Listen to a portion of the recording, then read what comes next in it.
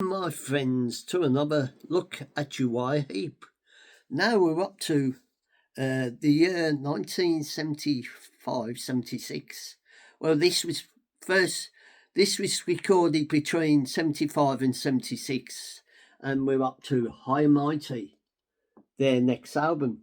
This was the last album to have David Barham, because after this album, they had to release him because of he had a drink problem and he was turning up late for rehearsals and that, and he had a drug problem, and they had to fire him and that.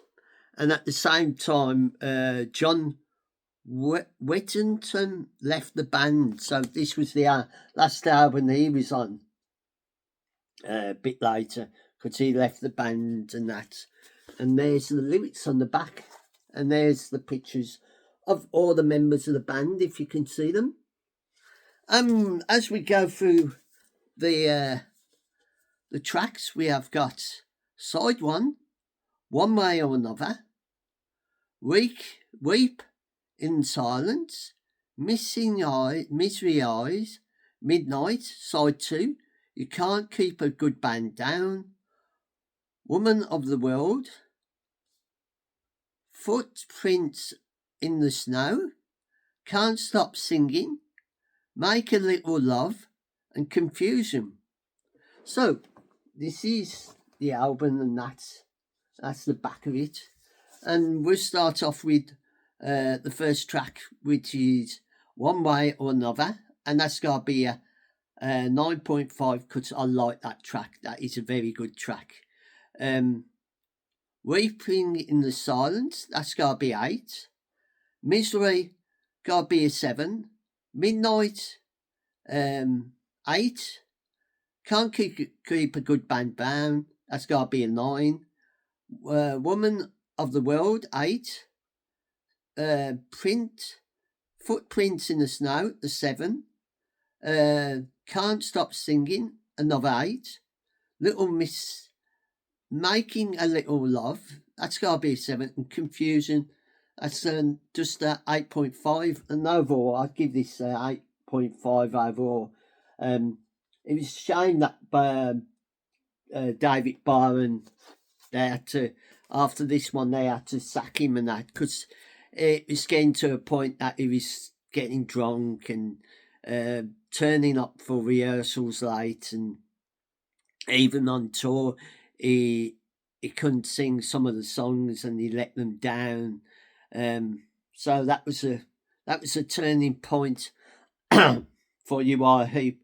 And with the short time of John Whittington, because he was only on 2 albums, and he felt that he wasn't getting.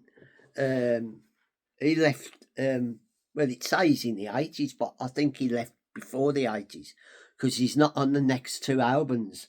But he left because of music problems and personal differences with the band and that. So he left the band, and that was another turning point. So this is the 1976 release of their next album, and this is quite a good album and that.